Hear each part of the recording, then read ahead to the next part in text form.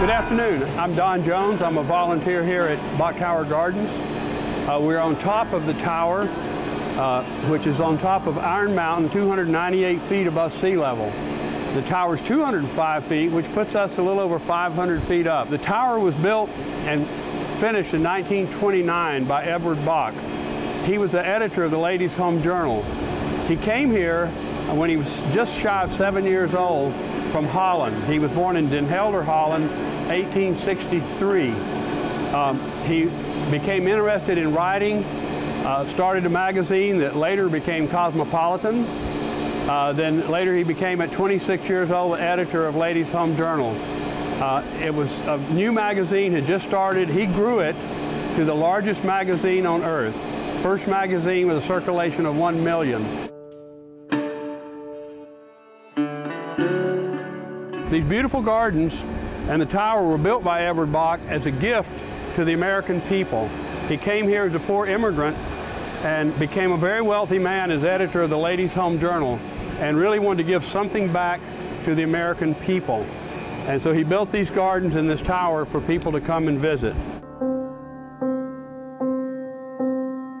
We have a beautiful view looking north at the horizon. You can just barely see a white building. That's the Heart of Florida Hospital. A little off to the right of that, you can see the dome at Epcot and the Marriott Hotel and some of the Disney World structures. Lots of orange groves out to the east. A little bit southeast is a large white structure. That's a citrus concentrate plant. Another citrus plant southwest is Florida's natural concentrate plant. In the far distance, there's a large hill that looks kind of like a mesa. In fact, there's two of them. Those are part of the phosphate mines.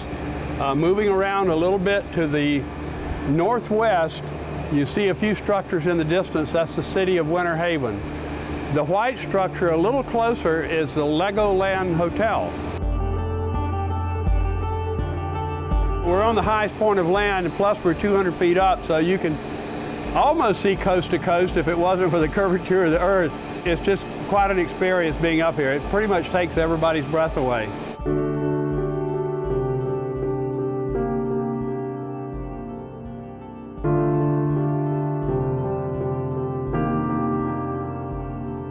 So here we are in the bell chamber. The bell chamber is about 60 feet high and 40 feet wide. And as you can see, the bells are just above me. The largest bells are on the lower level, and as we go up, the bells get smaller.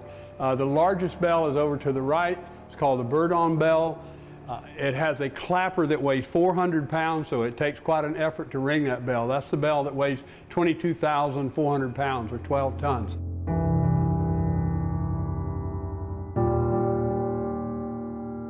This is a keyboard where we play the carillon. It's called a clavier, French literally for keyboard. Each bell has a lever that goes through a cable up through to the bell and rings the clapper. It's laid out very similar to a piano. There's white keys down here, and here's threes and twos like the black keys on a piano. The main difference in a carillon, though, to a piano is a piano, it takes the same effort to ring or play the highest note and the lowest note, but on a carillon, as you go down the scale, the bells get larger and larger, and it's harder to ring the bells. The bigger bells, you really have to push hard.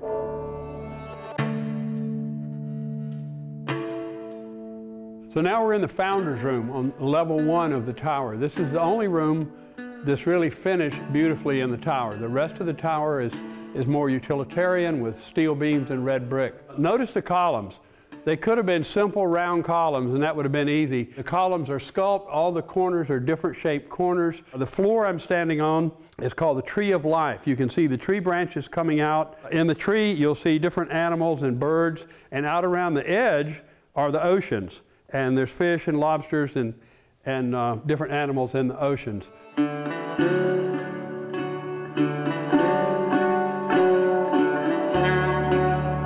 It's just a wonderful place. I enjoy telling people about it when they come, especially I ask the question, do you know who Edward Bok was? And very few people do, so I really enjoy telling people about Edward Bok.